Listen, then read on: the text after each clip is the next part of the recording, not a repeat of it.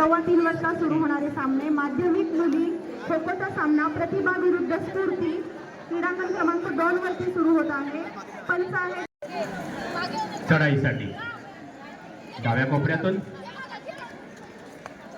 4 number Jersey मधील खेळाडू या ठिकाणी पंच म्हणून बाणकर सर, चव्हाण सर भूमिका पार पाडत आहेत. एक गुण घेऊन परतलेल्या कोपरा रक्षकाला बाद केलेला आहे. प्रत्युत्तरा दाखल जर्सी नंबर 1 उच्च माध्यमिक गटातील हा सामना आहे. त्या सामन्यातून जो विजेता असेल तो फायनल मॅच खेळेल, अंतिम सामना खेळणार आहे. एक गुण घेऊन परतलेली आहे.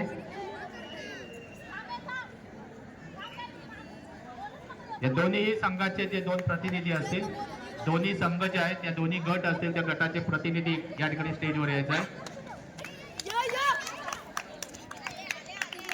समोरच्या विद्यार्थ्यांनी गुणलेखकांच्या बाजूला ज्या विद्यार्थी खाली बसा एक तर नाही स्टेजवर येऊन बसा. या इकडे पाठीमागे पाठीमागे या. पाठीमागे इकडे शिक्षक बसलेले आहेत, प्रशालेचे प्राचार्य बसलेले आहेत. या चला इकडे.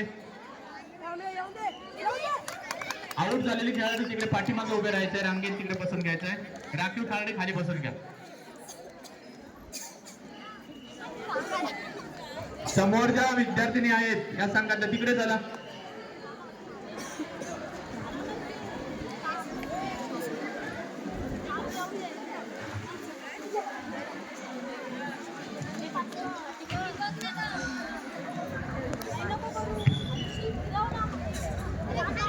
या कबड्डी सामन्याचं आपल्या प्रशालेचे छायाचित्रकार सारंग सर सुद्धा या ठिकाणी लाईव्ह प्रक्षेपित करत आहेत आणि अतिशय रंगतदार असे हे सामने. या महोत्सवातील आजचा दुसरा दिवस आणि शेवटचं सत्र.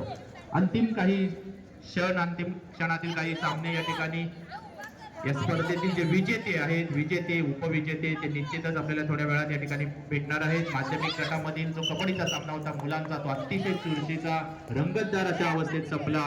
मात्र 1 गुणाने या ठिकाणी आझाद संघ विजयी झालेला होता. आझाद संघ हा 1 गुणाने विजयी झाला तर उपविजेता राहिला होता विजयी संघ. दोन्ही संघांचे अभिनंदन. मुलींचा खो खोचा सामना होणार आहे.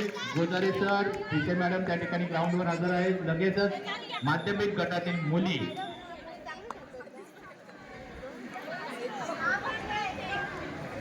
जे ठरलेले वेळ आहे त्या वेळेतच आपले सामने सुरू करा, त्यामुळे पुढील सामने लवकरात लवकर संपतील.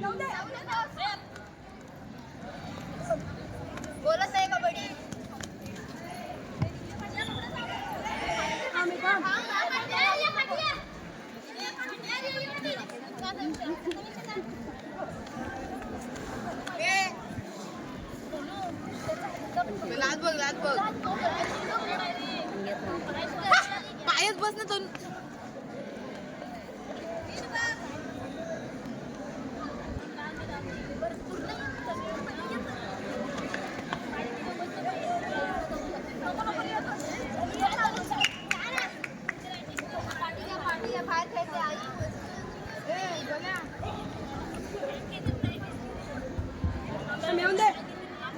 पूजा, श्रेया पाठीमागे उभे राहा सर्वजणी.